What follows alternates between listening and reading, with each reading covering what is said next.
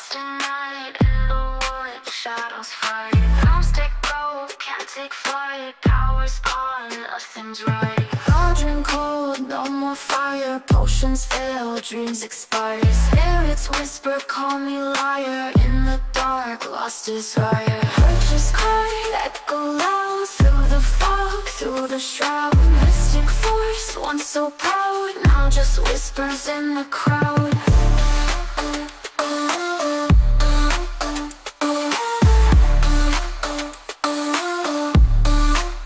Babaylan TV. Hello Capricorn, welcome po sa inyong reading. So this is for February of 2025 reading. So which means this is a monthly, no? For those of you who's new to the channel, don't forget to click the subscribe button, smash the like button, comment below kung kayo po ay nakaka-resonate, and hit the notification bell. Kung gusto niyo pong sumali sa ating live sessions, dun po yan sa ating kabilang channel, Babaylan TV. No? Yan po ang ating unang channel catered for our international audience. Ayan. So, pwede po kayo magtanong doon. Interactive siya. May konting delay lang. Siyempre, parang first come, first serve. No? Baka late kayo dumating. What I'm doing is reading or answering questions in order kung sino nauna. I want you to know that this is also a general reading. So, you may resonate with the entire reading or you may resonate with some bits and pieces of the reading. Take what's only yours. So simulan na natin. So parang ngayon, sinasabi mo sa sarili mo, sandali, bakit ka ba nai-stress? Bakit ba ang dami mong agam-agam, no? So parang you're also the doctor for yourself. Kasi parang nakikita natin dito medyo we're having sleepless nights. Parang hindi rin tayo makatulog ng maayos, no? Lately, madami tayong pinag-iisip. One of those is, paano ibalik yung dating nawala? Now, this goes to family relationship, romantic relationship, pwede din itong finances na nawala, no? Yung, kumbaga, we lost something. It could be a huge amount. Or the job, no? Yung career natin. Parang sinasabi mo dito, ano ang gagawin ko? One thing is for sure, alam natin meron tayong contributions dito sa mga nagawa natin. Kasi hindi naman ito mangyayari without our decision.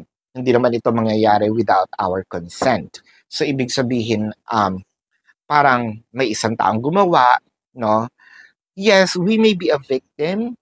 That pwede natin sabihin we don't know na yun pala ang intentions. Pero deep inside, hindi ka naman, kumbaga, if you was a little wiser, no, that time, probably these things didn't happen. Again, I'm not just blaming it on you. This is somewhat a contribution nga. Hindi lang, kasi when you say contribution, merong mga ibang nag-contribute. You just added up, no? So, ngayon sinasabi mo dito, I think I need to become wiser. I need to probably not trust. So, meron tayong trust issues because you're regretting things. You're regretting all the things. Yun nga lang, I think medyo we're crying on a spilled cup, no? Or crying on a spilled milk. Kasi ang daming nawala eh. As you can see, there are 3 of cups in here na naka-spoil na, no? So, wala nang laman. Pero, kasi medyo pessimistic tayo ngayon. If we can see, there are also 2 cups. Paano pwede nating doon tayo magsimula, no? Doon natin i-invest ang time instead dito sa problem. Kasi ngayon medyo down tayo, medyo malaki ang nawala. Pero instead of us na looking at, focusing on this, probably we can look back kasi these 2, we can still do something about it, no? Yun nga lang, katulad ng sinasabi ko with the 9 of Swords, medyo ang nakikita natin dito, guarded ang ating wisdom, no? The owl is also a depiction of a wisdom, di ba? Kahit i-google nyo yan or tarot reading or something about witchcraft or yung even mga occultist owl. signifies wisdom, no? And signifies wisdom kasi owl is a nocturnal animal. So when we say nocturnal, ito yung mga animals na gising sa gabi. Mas ah, mas matino, mas malinaw ang kanilang visions kapag gabi.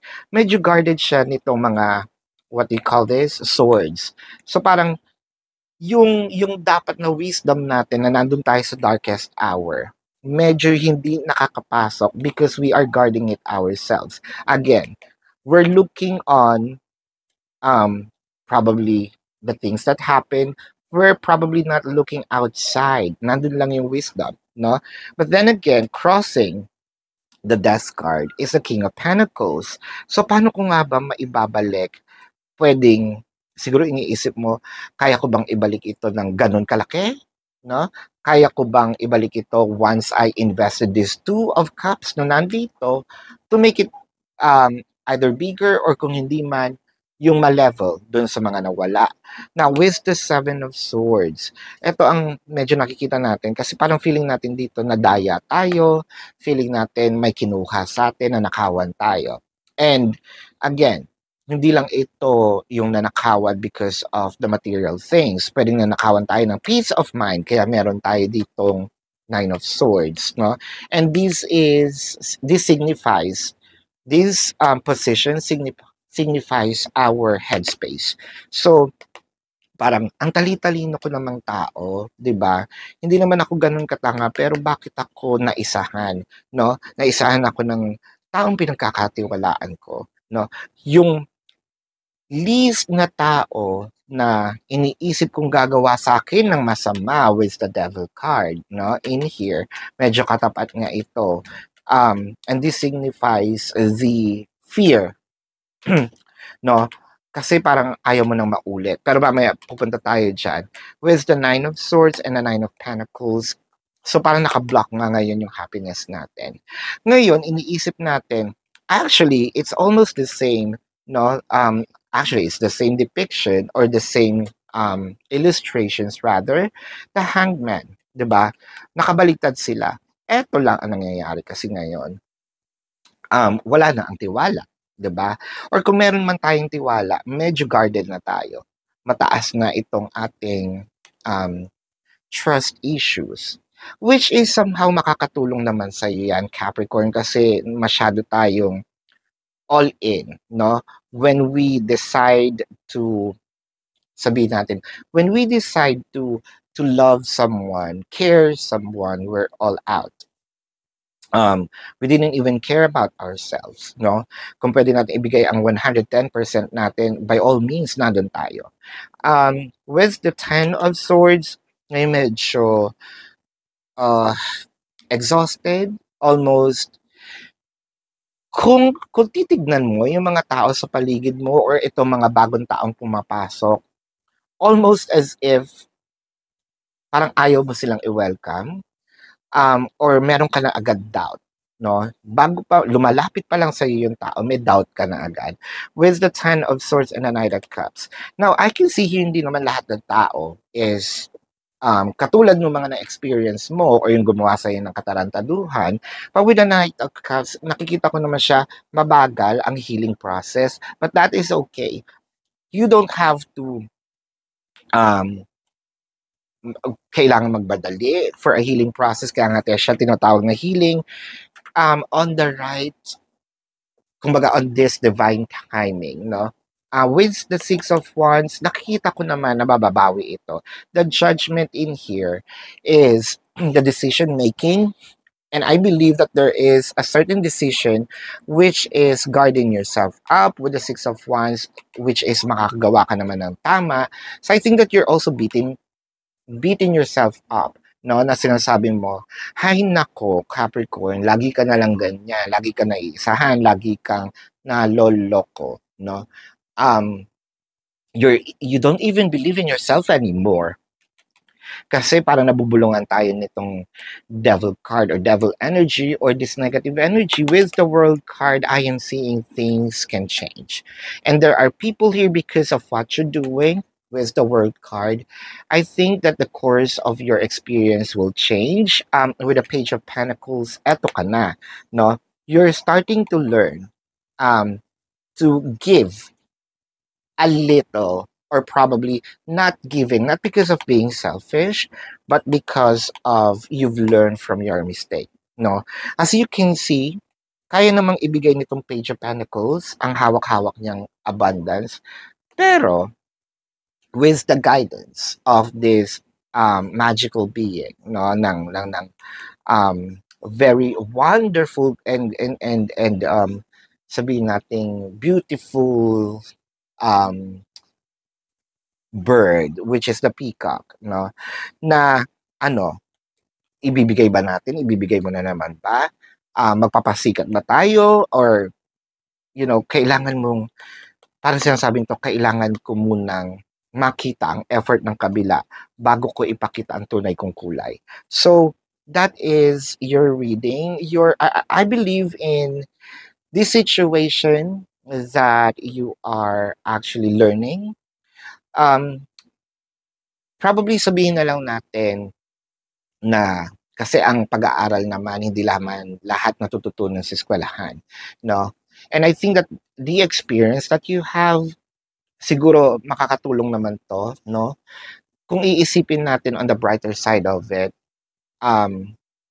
walang school ang makakapagturo sa iyo ng ganitong learnings. Yun nga lang, you pay a high price.